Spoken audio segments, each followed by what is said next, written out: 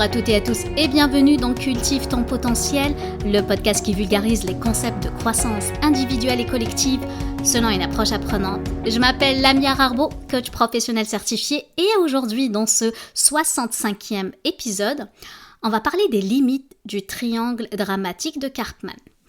Avant de continuer, j'espère que tu as écouté l'épisode 64e où je présente l'outil. Aujourd'hui, j'aimerais aller plus loin en critiquant un peu cet outil. Parce qu'il y a certains cas, il n'est pas forcément utile de l'utiliser, puis on va en parler.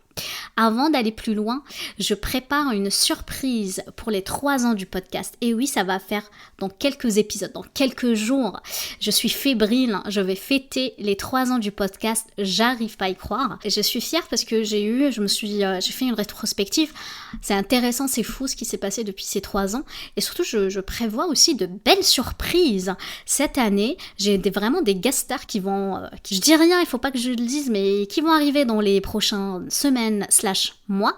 J'ai hâte de t'en dire un peu plus, mais en attendant, on va se remettre dans le vif du sujet pour parler de limites.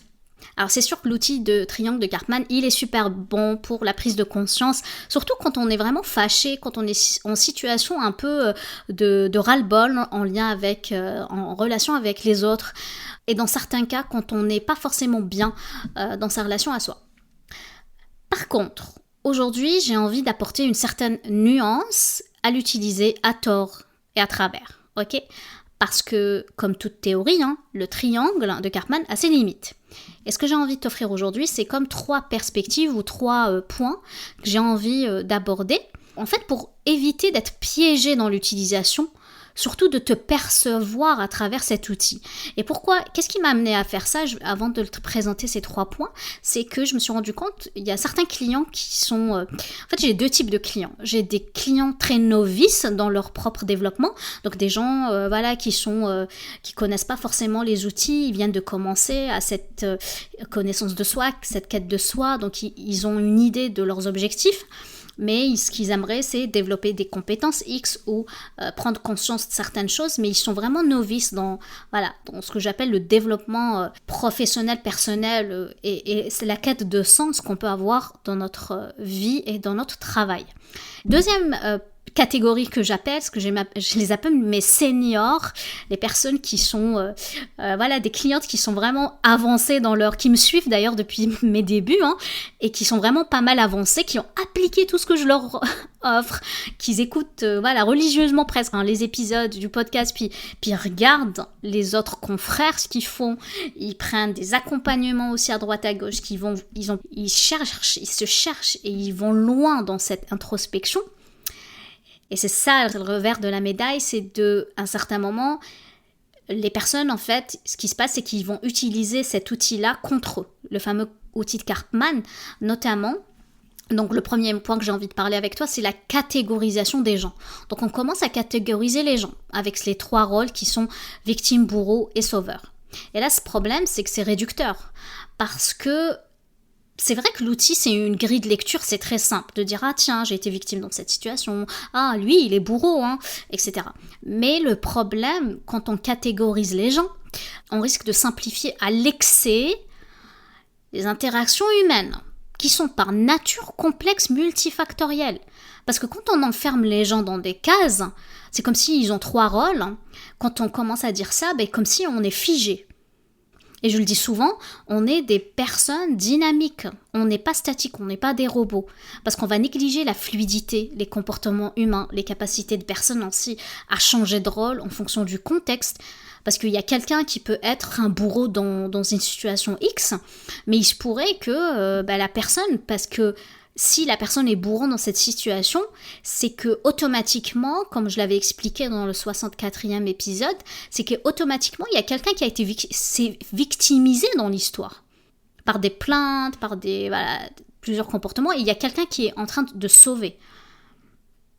Donc, le fait que les êtres humains, on a cette capacité de fluidité de nos rapports, parce qu'on est des êtres dynamiques et non statiques, donc je peux être aujourd'hui victime et demain je peux être héros et vice-versa.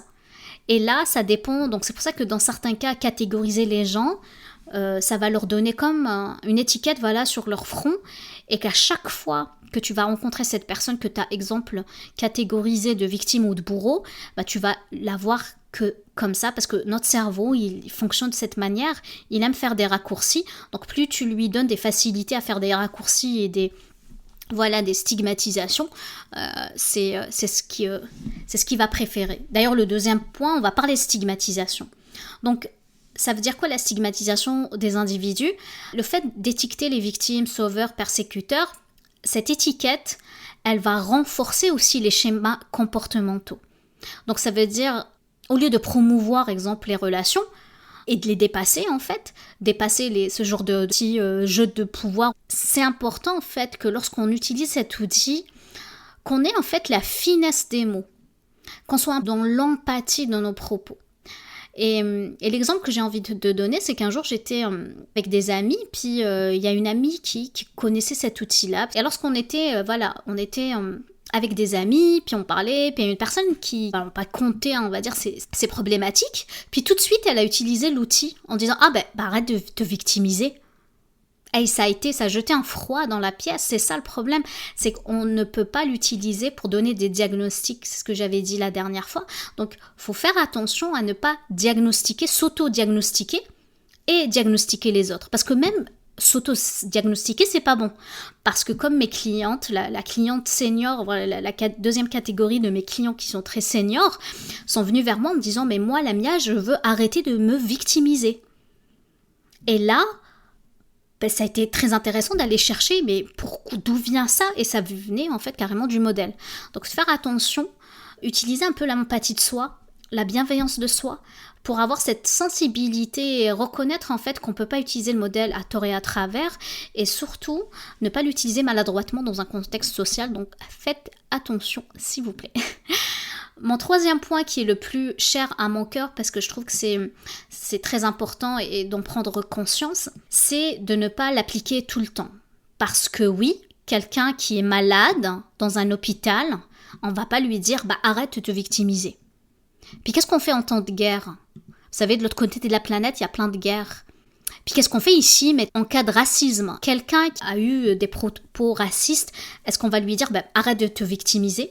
Ce que j'ai personnellement pris conscience, que c'est dans le chaos, lorsque la position, surtout de victime, est très intense, qu'on soit en conflit armé ou qu'il y ait des souffrances en fait psychologiques, parce que quelqu'un qui est aussi en position d'être harcelé, psychologiquement, ou harcelé par du racisme ou n'importe quelle violence qu'on est capable en fait à subir à un autre être humain, que ce soit une violence physique ou mentale ou psychologique, ça va créer des souffrances.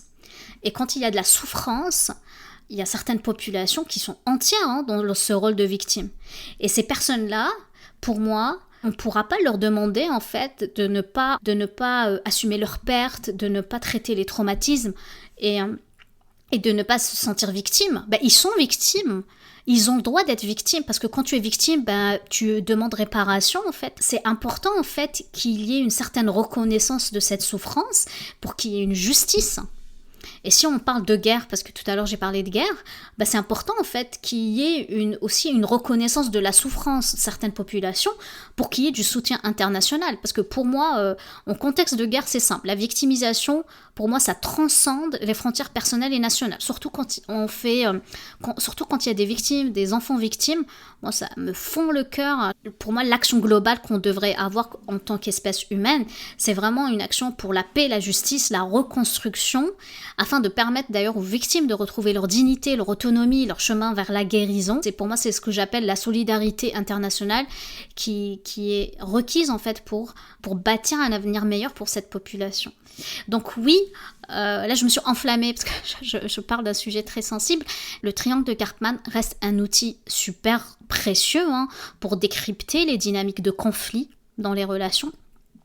Par contre, sa portée, ou ce que j'appelle son efficacité, ils sont quand même limités parce que ça réduit les gens, le fait de les catégoriser, les étiqueter, donc le fait qu'il n'y a pas forcément aussi de solution.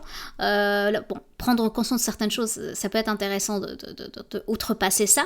En reconnaissant ses limites, moi ce que je t'encourage en fait, c'est de naviguer dans cette complexité, ok ? Puis d'avoir une approche de la perception et de changer ta perception de soi et des autres plus nuancée. Et ça veut dire quoi? Ça veut dire que et le fait de parler d'empouvoirment, ça veut dire prendre le pouvoir sur sa façon de penser, sa façon de percevoir une situation X donnée. Ça développe davantage la personne pour sa propre évolution.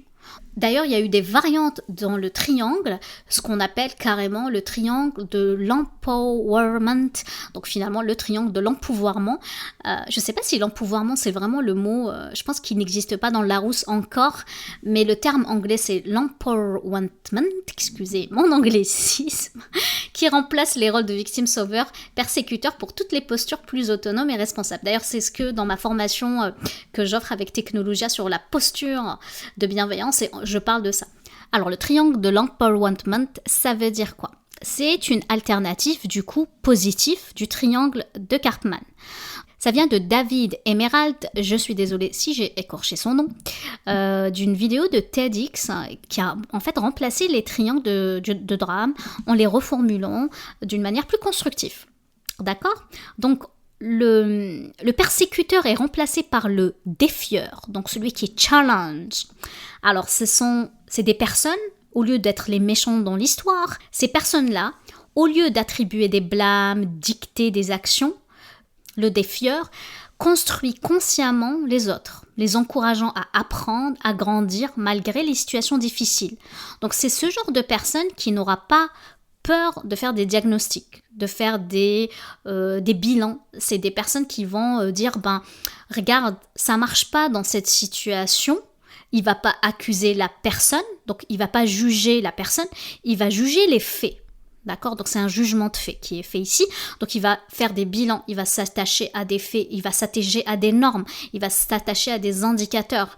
Et il va essayer dans ses propos, le plus possible, de construire un dialogue avec les autres, avec un dialogue vraiment d'encouragement.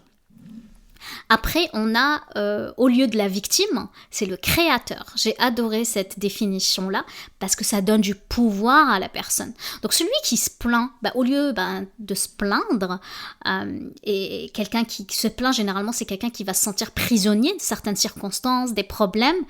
Cette personne-là qui est créatrice, elle apprend qu'elle peut choisir en fait de répondre aux défis de la vie. En fait, elle choisit de transformer les problèmes en opportunités.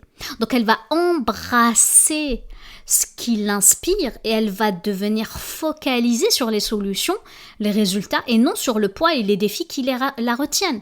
Donc, si je prends mon exemple de pêcheur, c'est pas quelqu'un qui va commencer à se lamenter « moi j'ai faim et j'ai personne qui va m'aider pour me donner le poisson, etc. » Non, c'est une personne qui va se trouver des solutions, il va se dire « ok, là, qu'est-ce que je fais avec ça en fait? Qu'est-ce que je fais ?» Je deviens créatrice ou créateur de ma vie.